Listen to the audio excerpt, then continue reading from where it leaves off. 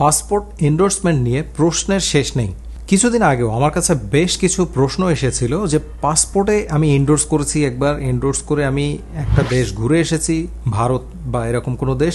আমি ঘুরে আসার পরে আমার কিছু ডলার রয়ে গেছে, সেই ডলার আমি আবারও ব্যবহার করতে পারবো কিনা।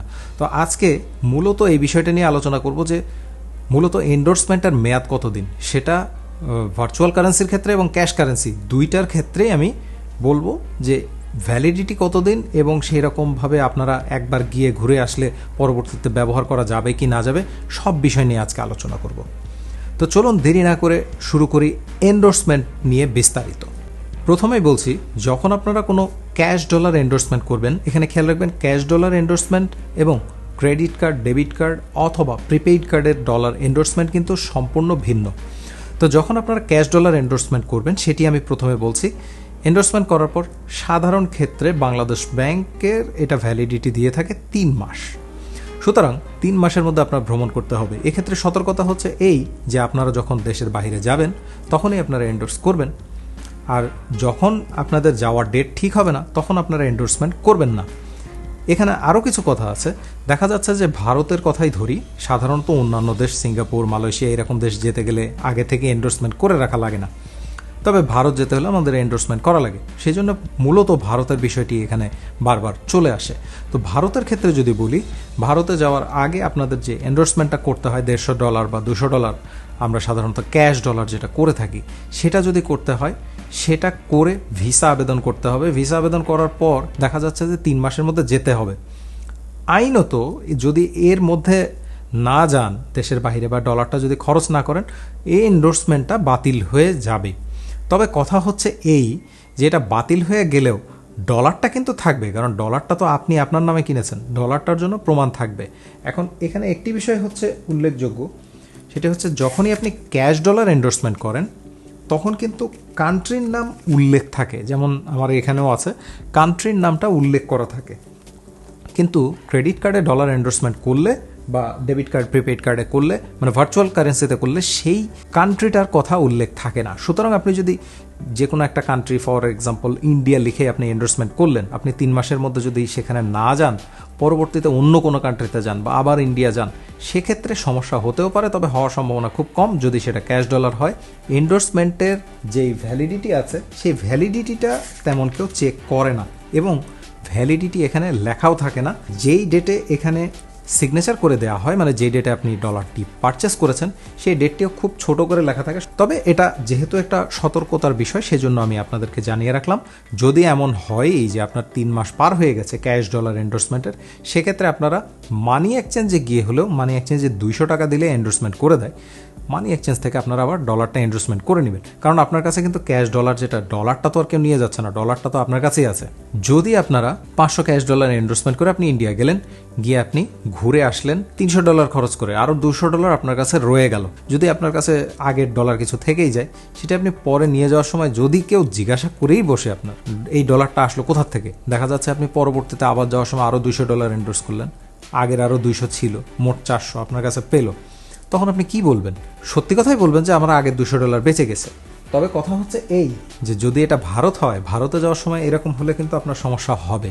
এর কারণ হলো এই যে আপনারা যখন ভারতে যাবেন কিংবা আসবেন, খেয়াল করবেন যখন আপনারা ফিরে আসবেন, সেটা যেই বর্ডার দিয়ে আসেন না কেন, প্রতিটা বর্ডারেই কিন্তু আপনাকে বলবে যে আপনারা কেউ ভারতীয় রুপি কিংবা আমেরিকান ডলার নিয়ে বাংলাদেশে প্রবেশ করতে পারবেন না। আশা করি আমার কথাটা বুঝতে পেরেছেন।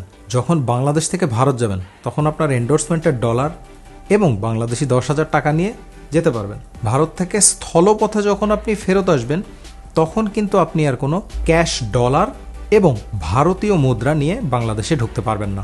তবে যদি বিমানে আসেন তাহলে পারবেন। সুতরাং এবার বুঝতে পারছেন যে আপনি একটা ডলার ফেরত নিয়ে আসলেন, পরে আবার যাওয়ার সময় আপনাকে যদি দেখে যে আপনি তো ল্যান্ড পোর্ট দিয়ে এসছেন, ল্যান্ড পোর্ট দিয়ে আসলে আপনার ডলার যদি বেঁচেও যায়, সেটাকে আপনার টাকা করে নিয়ে আসার কথা, কিন্তু সেটা আপনি নিয়ে আসেন নাই, আপনি আইনত ধরা খাবেন।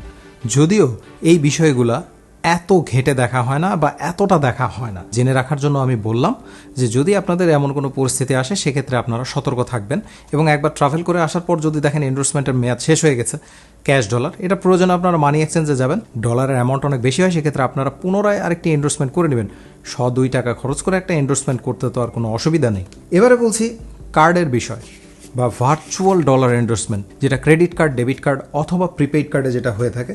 যেমন এখানে আমার অনেকগুলো এন্ডোর্সমেন্ট আছে, এগুলো বিভিন্ন সময় আমি প্রয়োজন বোধে, যখন আমার প্রয়োজন ছিল তখন আমি করেছিলাম বিভিন্ন প্রয়োজনের জন্য।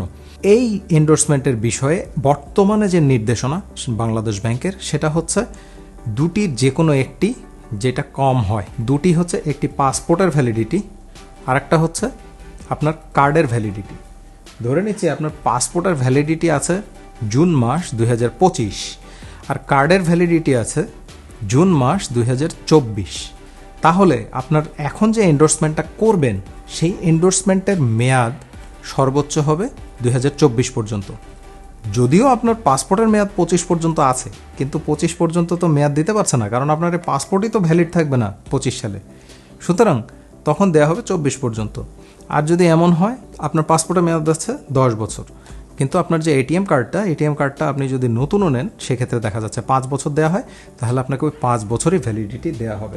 তবে এক্ষেত্রে উল্লেখযোগ্য যে যদি কেউ ভারতীয় ভিসার জন্য কার্ড এন্ডোর্সমেন্ট করে সেটার ডকুমেন্ট হিসেবে জমা দেন, তাদের কিন্তু নীতিমালায় লেখা আছে কার্ড এন্ডোর্সমেন্ট বছরেরটা বছরে থাকতে হবে, মানে যেই ক্যালেন্ডার ইয়ারে আপনি আবেদন করছেন সেই ক্যালেন্ডার ইয়ারে হতে হবে। এবং ভারতীয় ভিসার ক্ষেত্রে আরও একটি নীতিমালা আছে, সেটি হচ্ছে যে যদি ক্যাশ ডলার এন্ডোর্সমেন্ট হয়, ডলার এন্ডোর্সমেন্ট যাতে 1 মাসের বেশি পুরনো না হয়। আশা করি আপনারা বুঝতে পেরেছেন।